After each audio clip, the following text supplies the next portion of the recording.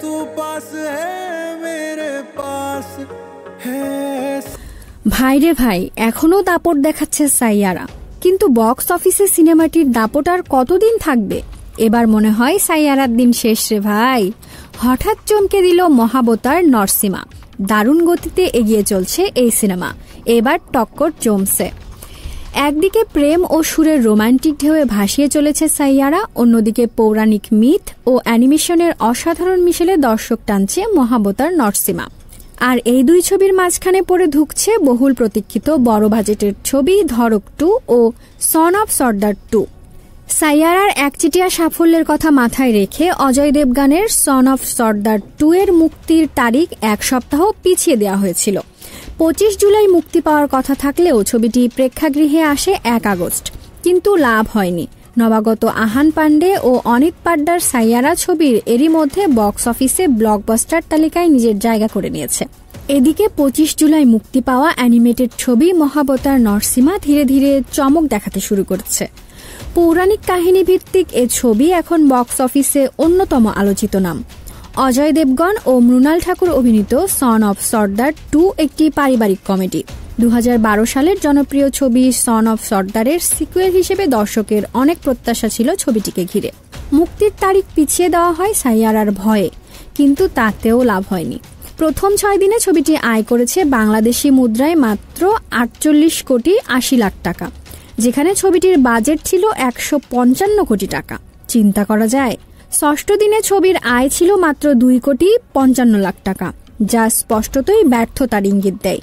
বিশেষজ্ঞরা বলছেন ছবিতে প্রচলিত কৌতুক, ডায়লগ এবং দুর্বল চিত্রনাট্যই হয়েছে এর ব্যর্থতার কারণ। 2018 সালের ধড়কের পরে সিকুয়েল হিসেবে মুক্তি পায় ধড়ক 2। সিদ্ধার্থ চতুর্বেদী ও তৃপ্তি ডিমরি অভিনীত এই ছবির মূল আকর্ষণ ছিল তাদের দুজনের অভিনয় আর সামাজিক বার্তা। তবে ছবি মুক্তির পরেই আয় হতাশাজনক। প্রথম 5 দিনে মোট আয় 23 কোটি 87 লাখ টাকা। ষষ্ঠ দিনে আয় কমে দাঁড়ায় মাত্র 1 কোটি 55 লাখে। সামাজিক যোগাযোগ মাধ্যমে যদিও সিদ্ধান্ত ও তৃপ্তির অভিনয়ের প্রশংসা হচ্ছে, কিন্তু বক্স অফিসে তেমন সাড়া নেই। ধড়ক 2 আসলে হৃদয় ছুঁয়ে যাওয়ার মতো হলেও মূলধারার দর্শকদের আকর্ষণ পায়নি। গল্পে নতুনত্বের অভাব, প্রচারণার দুর্বলতা এবং সাইয়ারার প্রতাপে পিছিয়ে পড়ে ছবিটি। 25 জুলাই মুক্তি পায় পৌরাণিক কাহিনী নির্ভর অ্যানিমেটেড ছবি মহাবতার নরসিমা। নির্মাণ করেছেন আশ্বিন কুমার। হিন্দু পুরাণের চতুর্থ অবতার নরসিমার গল্পে তৈরি এই ছবিটি প্রথমে ধীর গতিতে এগোলেও এখন তা রীতিমতো আলোচনার কেন্দ্রবিন্দু। মুক্তির 13 দিনের মাথায় ছবির আয় 174 কোটি 84 লাখ টাকায় গিয়ে ঠেকেছে। প্রতিদিনই গড়ে প্রায় 8 থেকে 10 কোটি টাকা আয় করছে। বিশেষ করে ছোটদের পাশাপাশি বড়রাও এ ছবিকে দেখছে মন দিয়ে।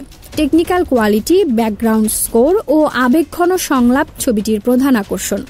তবে নবাগত আহান পান্ডে ও অনিত পাড্ডা অভিনীত মোহিত সুরি পরিচালিত সাইয়ারা রীতিমতো ঝড় তুলেছে দর্শক হৃদয়ে। রোমান্টিক ঘরানার এই ছবিতে গান, আবেগ আর দৃশ্যায়নের এমন সমন্বয় ঘটেছে যে প্রেক্ষাগৃহের টিকিট পাওয়া কঠিন হয়ে পড়ছে বহু স্থানে। মুক্তির 20তম দিনে ছবির আয় কিছুটা কমলেও এখন পর্যন্ত শুধু ভারতের বাজার থেকেই আয় করেছে 475 কোটি টাকা, আর বিশ্বজুড়ে আয় করেছে 775 কোটি টাকা। মাত্র 60 কোটি টাকায় নির্মিত ছবিটি এখন বলিউডের সাম্প্রতিক ইতিহাসে অন্যতম সফল প্রকল্প।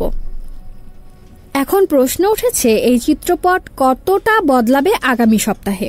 বড় কোনো নতুন রিলিজ না থাকায় সাইয়ারা ও মহাবতার নরসিমা হয়তো আরও কিছুদিন রাজত্ব করবে বক্স অফিসে। তবে বলিউডে কিছুই চূড়ান্ত নয়।